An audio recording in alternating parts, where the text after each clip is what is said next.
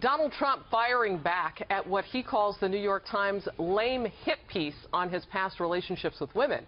In a flurry of tweets over the past 24 hours, he says in part, put him up, the failing New York Times wrote yet another hit piece on me. All are impressed with how nicely I have treated women. They found nothing, a joke.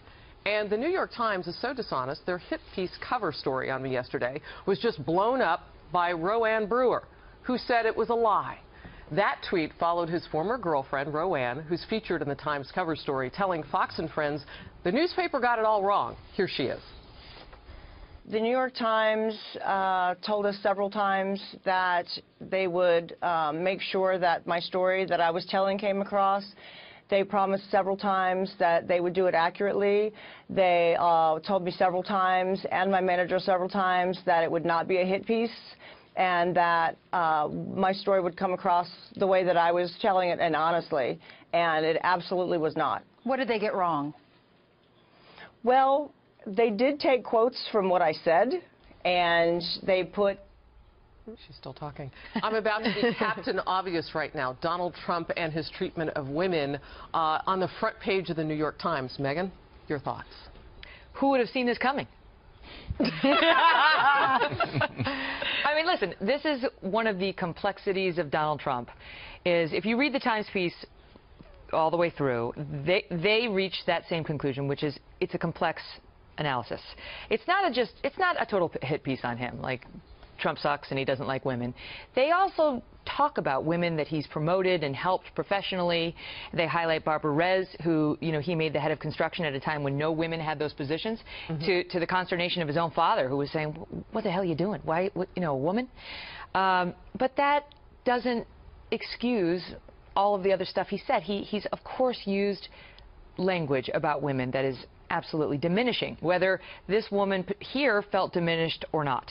Yeah, you know what's interesting, Melissa, as you read the article and you hear this woman, we've heard other women come forward, she calls Trump a gentleman, and we hear that kind of language from women all the time. As Megan says, it's complicated, but it's also many-faceted. I mean, there are people who have great relationships with him. They dated for a while, he and this woman. And here's the problem for the New York Times. So when you lay out your case like this and you back it up with evidence, you better be sure that every piece is good. And I always say never exaggerate, don't pile on more than you need, because you come up with the one piece that doesn't work out like this, and it undermines your whole entire story, and it takes apart your whole point, because now the story becomes, here's this woman coming out here saying, that's not what I told them at all.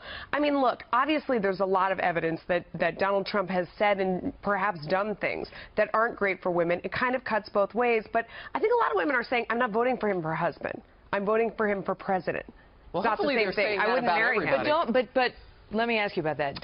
Does it matter if we have a presidential candidate or a president who doesn't speak up about women respectfully or treat all women respectfully?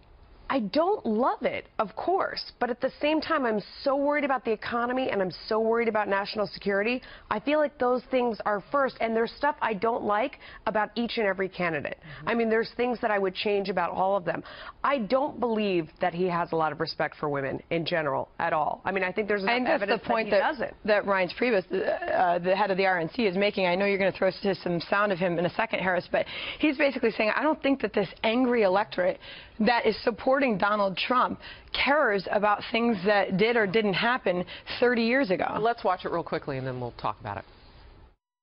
These are things that he's going to have to answer for, but I also think they're things from many years ago, and I think that, you know, as Christians judging each other, I think is problematic. I don't think Donald Trump and his personal life is something that people are looking at and saying, well, I'm surprised that he's had girlfriends in the past. That's not what people look at Donald Trump for. And so I think the traditional playbook and analysis really don't apply. Yeah, it's an interesting point. And his point, Doug, is that people in this economy, they care more about their spouse or their son or daughter getting a job in what is still arguably a weak economy with stagnant growth. Right. I think that this article on Trump, he does have a woman problem, though, and I think this article on Trump actually is going to help him. We're already in this magical campaign season where everything good, bad, or indifferent works to his advantage. And here, to your point, there was a missed thing here. So we now have this woman who is supposed to be speaking out against him is now out there calling him a gentleman. And it's like that scene in A Few Good Men courtroom where, like, even the judge is now calling the witness an expert, you know. And so right. all he needed was one toehold in this piece. The New York Times is already an easy target for a counterpunch by a GOP candidate. And I think he's going to be able to turn this into a weapon for him in this campaign to get women back on his side. These people are overreaching, and anytime you get overreach in a piece like this, there is a backlash against it. And granted, it's not overreach. I know a number of people came out and were legitimate sources in this. Right. But he just needs one. He's so effective at taking that one thing and spinning it around. Well, and it makes you wonder if there might be another. Megan, well, but just for the record, there are 8 women complaining on the record in the piece. 1 has spoken out.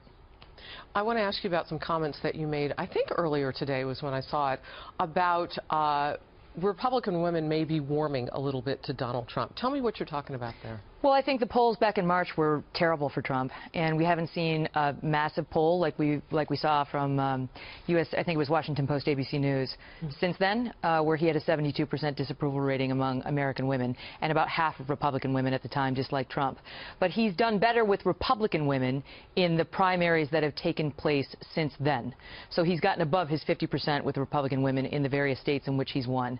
Whether that translates into a general election victory with women is a very different question. I mean, right now, Trump is definitely not on track to win the women of America. He's on track to win the men.